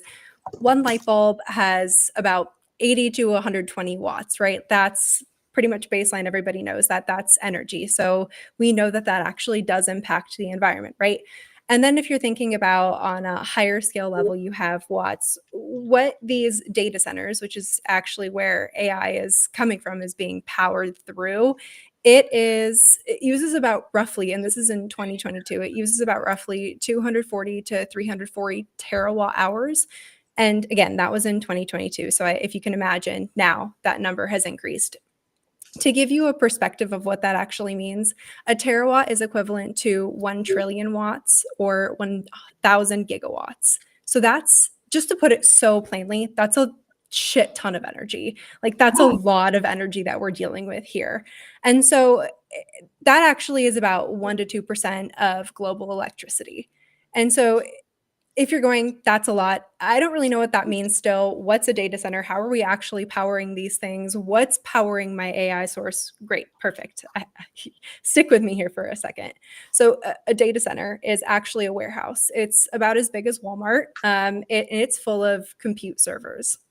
So the reason that these data centers exist is because in order for compute servers to actually do what they're supposed to do with all of these AI platforms, which AI isn't just, again, ChatGPT, it can actually be your applications too. It's the ads in the background. In order for all of that to work together, there needs to be proximity. And so when you have all of these compute servers in a warehouse, they're all working rapid pace and they're just taking in energy. They're taking in a ton of energy and they're actually creating this beautiful information highway. And I even like to say, there's traffic on this highway. Things are going into this highway. It's a lot of energy. And so the question then becomes, where are we actually finding all of this energy to power a data center, which, by the way, it requires as much energy as a nuclear power plant to function? Where data centers are primarily getting their energy is traditional electric grids, which means they're drawing powers from the municipal power supply. So that is our cities, our towns. So they're relying on a mixed sources of like coal, natural gas, and renewable energy. Now, a lot of the information out there is going to tell you that they want to use solar and wind energy to help power these data centers.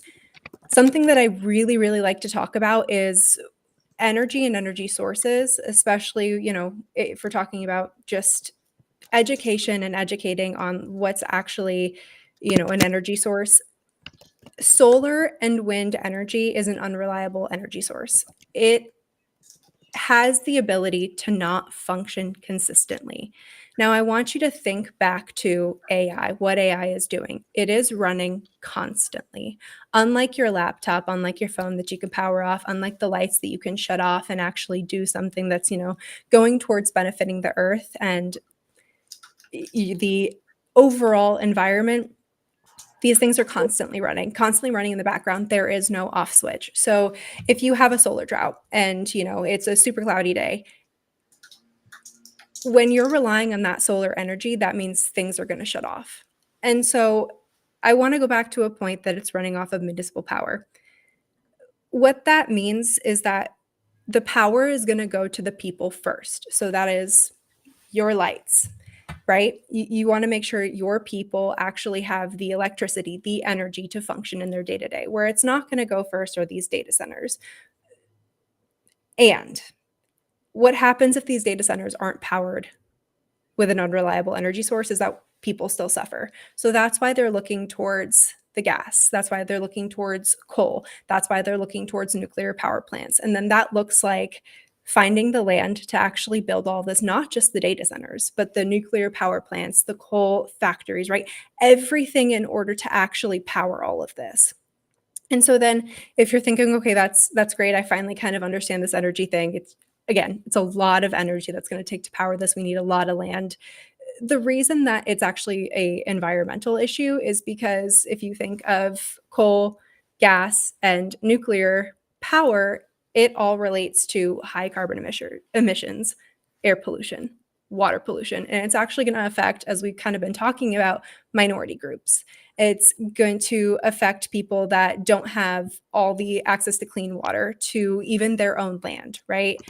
And then I also even like to bring it back to with all of the energy, as much as people are telling you what they're doing with their AI platforms and the data they're accruing and what's actually happening in the AI world, people aren't reporting the real statistics for climate change and what the emissions are and the energy going into this. So all of those facts that I just shared with you, that's what's been reported. It can be astronomically higher and you have no idea. But that's kind of the issue with it, with all of these, traditional like white men who are rich, who don't really care too much about the environment, then creating these AI models and finding the power to actually put it all together. They're not factoring this in and they don't have to report it properly, especially under our current administration. And I think that's so key because it really then looks like who's affected. And so not to also then be like so doom and gloom with this and be like, okay, well, now I am going to say, no more AI. I'm actually not going to use any of this. I'm going to go become a hermit in the woods, right? That's not a solution because we do use this to power our business. I think, all the women here have done a fantastic job telling you what you can do, which is actually interact with AI. Something that I really love to talk about with course creators is actually utilizing AI sustainably. And what that looks like is actually just not using as much chat. And I know that that sounds so silly, but it's even those small little measures of just saying, okay, let me pause for a second. Let me think through the input I want to actually input. I'm not just going to write gobbledygook in there. I'm going to think through this input. I'm actually going to make it strategic off the bat, so that human first. And then what I put into AI, I know I'm getting back, but I'm not using as much energy, right? It's the small contributions. I also want to end on a positive note about the positive impacts AI has actually been having in the world around us. So it does have, it projected decades in the future, higher carbon emissions and negative impact on our environment. And we can actually utilize AI to chart methane emissions, the carbon emissions, right? We have the ability to utilize these technologies to do something greater. I mean, it's been utilized to map destructive dredging of sand. So dredging, that's ships, they go into the ocean and they actually dredge out the underneath of the ocean floor, and that destroys crucial ecosystems within the oceans or water, just any waterways that is needed. And as I hope everybody remembers from like their 7th grade science class, the ocean is a carbon sink. So it's incredibly important to have those fully functional ecosystems that take in carbon emissions. So AI can actually help map where this destruction is happening and we can do something about it. It also helps map areas of destructions after catastrophic events like a hurricane, and it can map the most damaged areas, and then it can tell crew where to focus their efforts and save lives, save, pets, family heirlooms, important items, housing, infrastructure, all of the things that we as a society pour money into already. And it can also detect patterns in data and use historic evidence to accurately predict future outcomes. So that's incredibly important when it comes to environmental catastrophes or impacts that, not to be like, again, doom and gloom or a realist about anything, but it's been ramping up. We've been seeing more hurricanes. We've been seeing wildfires, right? We've been seeing greater issues. So we can actually utilize AI for good. And there are a bunch of people out in the space already using it. So while we do take in a bunch of energy and it does have carbon emissions, there are clean, green ways to do so without, just slapping the green label on it and engaging with people who are really doing something in this community. Oh, I love that so much. Lauren, did you have something to say? No, I was just going to say thank you. That was like the best way that it's been described, I feel like. So thank you for that. I'm sorry. You were like left to the end. I was like, we need to get her chatting. But that No, it's okay. Honestly, I feel like it built up. I was like, okay, this is kind of a heavy, depressing topic. Let's let them all, throw their wonderful ideas. a very depressing topic. Yeah. Oh my goodness. I mean, I think it's so important to think about again, it goes back to the values and like being intentional with yourself first, and then also like those around that you might have influence over, and then deciding like, okay, like what can I do to like make an impact and stuff. And I do think that like honestly what keeps getting me with like the boycotting of AI tools because of environmental impact, I mean that's a personal choice, but I can just attest that like man, using AI tools with intention and like really I was nerdy and did the math, and I saved on average 3 hours a day, 15 hours a week, and 70 hours a month last year using AI tools in my business. And like, yes, I have started taking the weekends off more and enjoying my life, and have seen so much more success and done so much more in this past year. And also, I find that like as I am taking more time, personal energy to like look into the issues that I care about and advocate for them, like AI is also really helping me do that.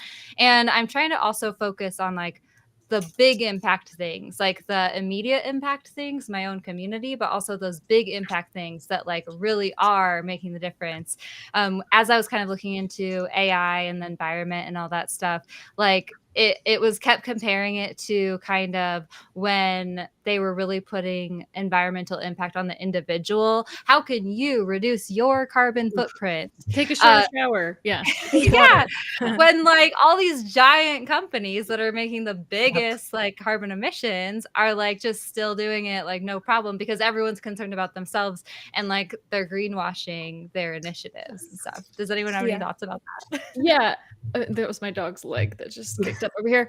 To that point as well, it's I think we're all in a unique position to create the types of businesses that embrace AI as a tool to help people be more efficient and fulfilled in their job, and not use it as a way to expect higher productivity to destructive rates. And I think that's where you're going to see this divide, especially in gendered business ownership, traditional female, traditional male. Is there is the feedback that I got when I started talking about AI through my socials was like, yeah, well, now my boss is going to expect me to do things to the 40th power, right? And so it's like, how do we start to continue or even continue to have the conversation of like, if the thing that used to take me 12 hours now takes me 2 hours, what can I do with those 10? And it's not work, it's not making more blogs. Like, it's like, what else can we do, right? And within reason, but I think we have a really unique opportunity and potential to write the script for the types of businesses that we want to have, and to encourage our team members and encourage our employees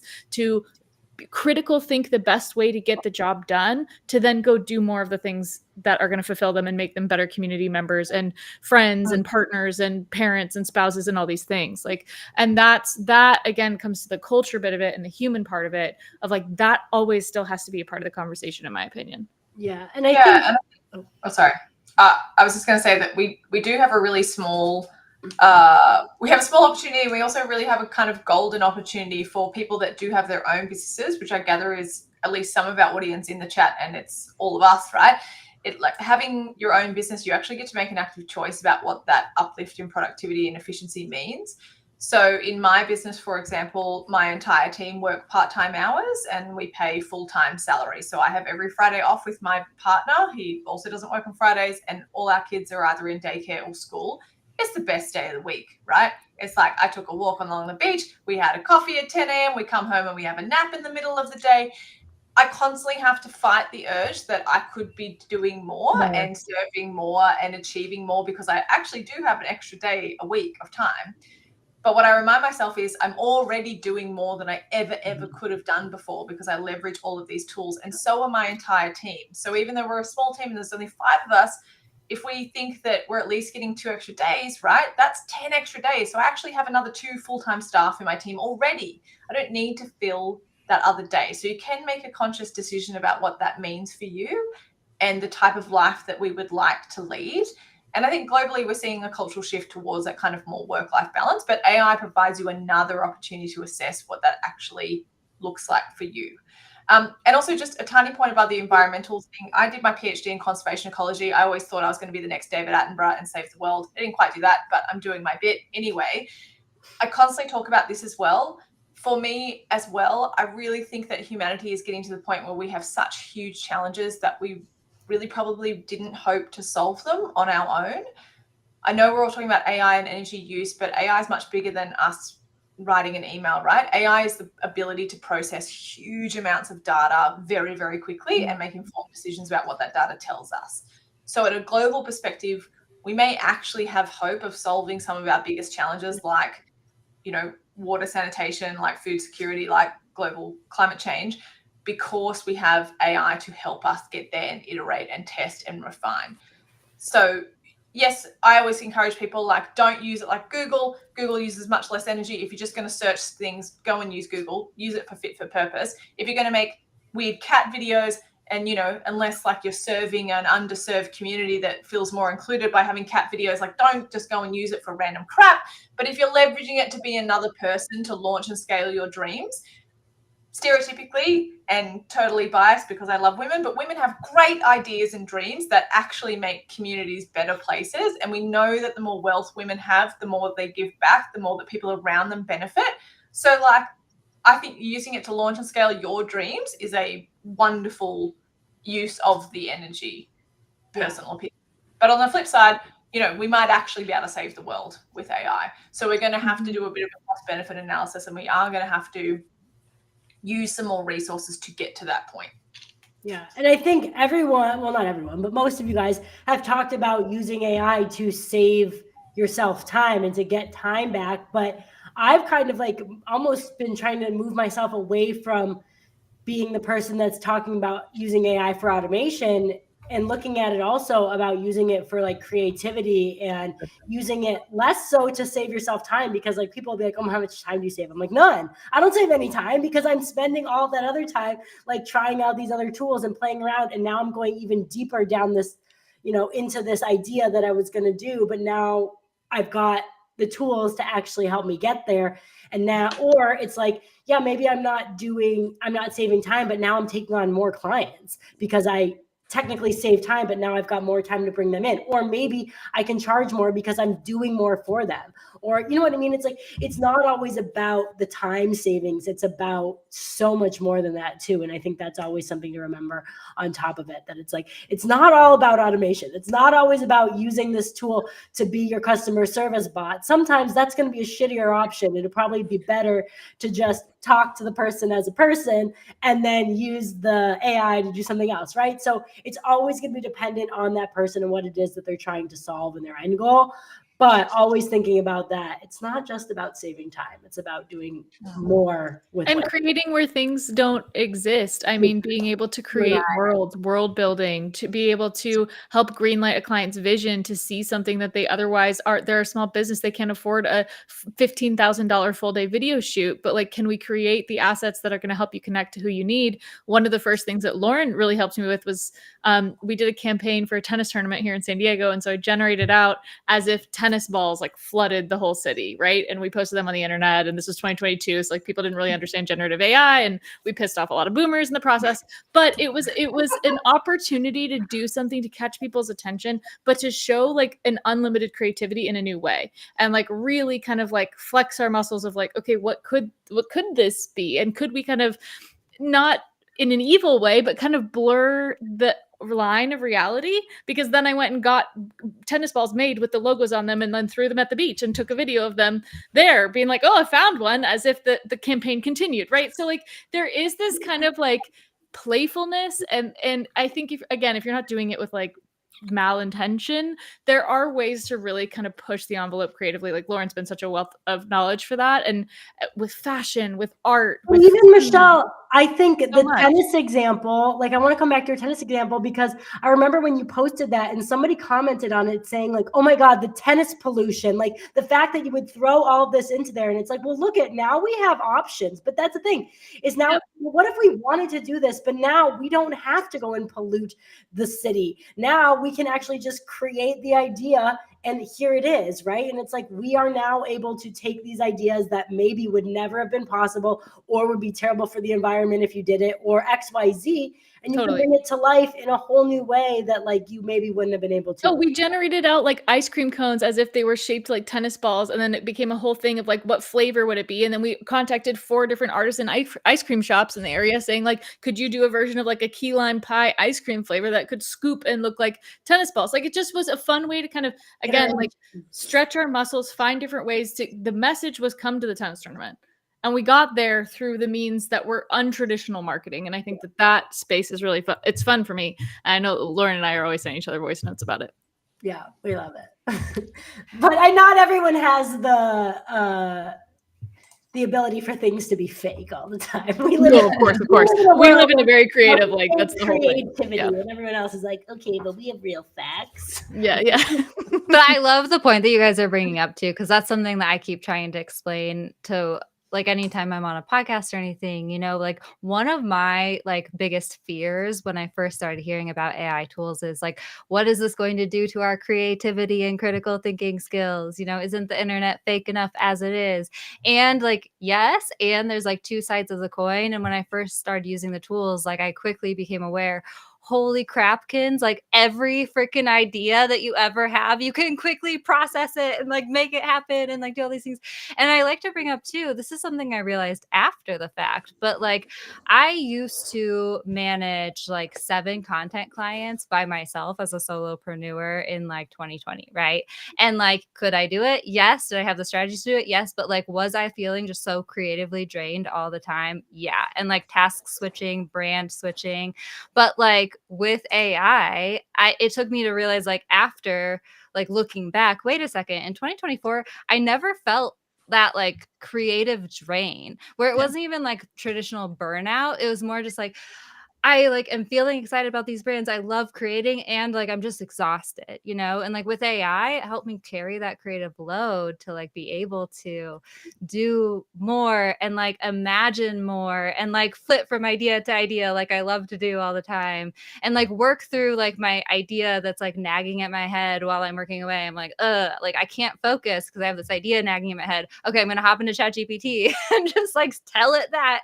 Okay, now I can come back and focus on my task, right? So there's lots of like just daily things and ways that it can help you creatively. But man, guys, I have loved this conversation. It could go on for another hour, let's be honest, but like it can't because we have lives. So I just wanted to wrap up the conversation by asking everyone to share just like, what is one kind of action step that like either you're taking to kind of navigate AI moving forward, or that you would encourage others to take?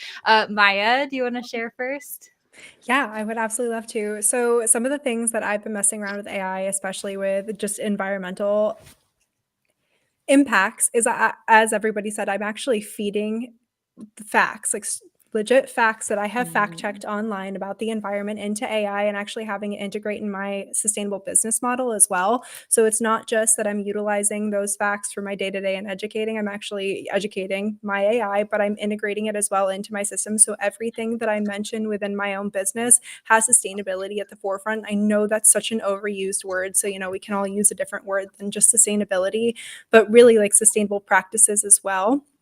And just figuring out how to have it be like a real life implication, as well as like taking the inputs that I'm utilizing and then sharing them with the world in a, again, sustainable business model for other people to utilize as well, for course creators that have that crazy impact. So just also knowing who to bring your information to. Another thing that I love to do is I do love to volunteer. So I actually think it's incredibly important to go volunteer in your just like local spheres, but bring AI to the table as well. Something that I've done locally is actually bring AI integration into my local fish and wildlife service, because they also need that and don't know how to use it. So if you know how to use it and feel like doing some good, that's also another way, because some of these business models are underfunded and don't know how to actually utilize AI. So that's one huge thing that I've done.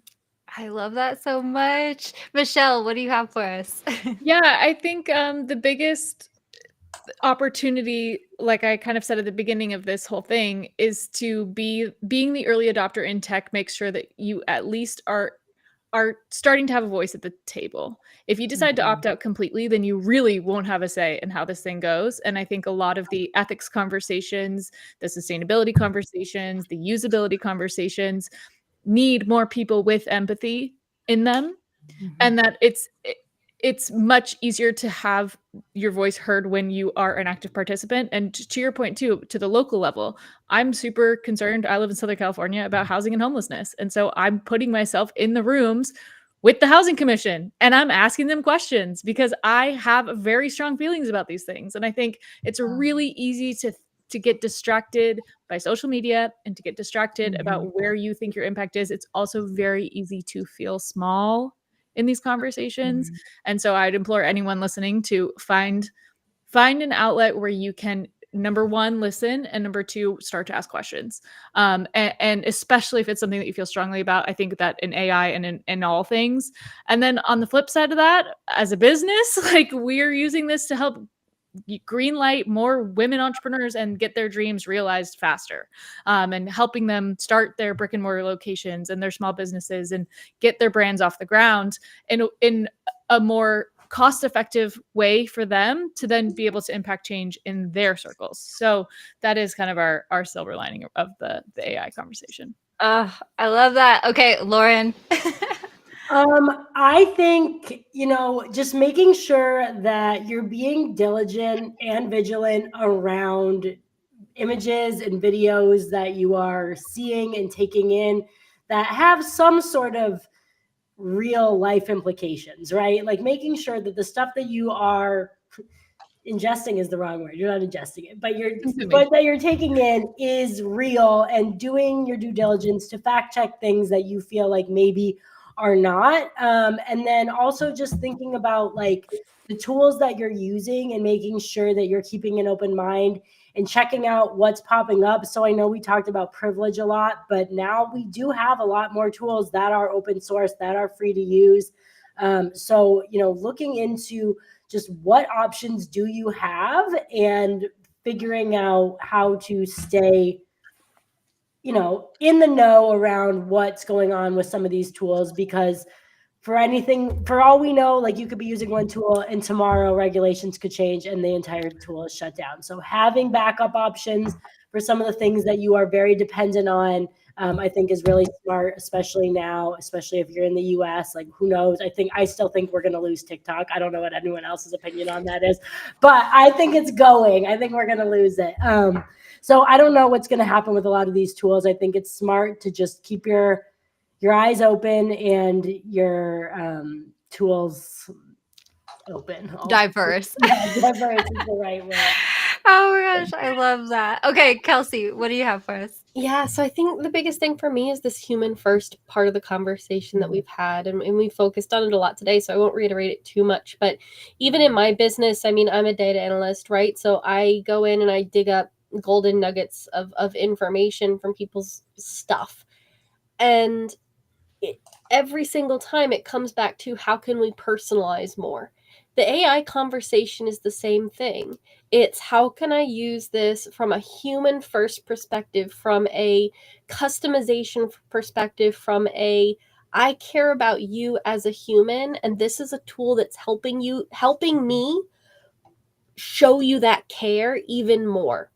And I think we can all do that in various different ways. But for me, it's that amplification of my own desire to be human first and person first. In therapy, we call it person centered, right? Letting the person that I wish to impact be centered in all things and be the purpose behind why I'm utilizing my tools, why I'm doing what I do, and why I'm doing it in the way that I'm doing it. Yes. And I agree with that, girl.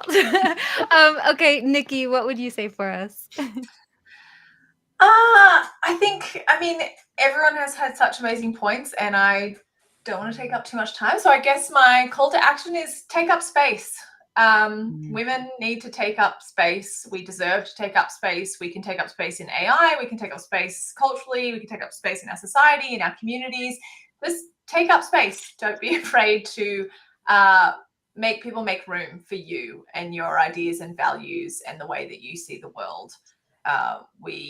Women are very good at being quiet for a very, very long time because we've been taught to do that really well. This is your invitation to do the exact opposite, because we actually do have a really tiny window in history to change how the world operates. And when I say that, I get goosebumps. It is such a special moment in history, and I don't want anyone to underemphasize how big of a role that you can play just as an individual, and that doesn't come about very often in time. Yes. And I think for the Americans here, we have to even fight even harder for this. Yep.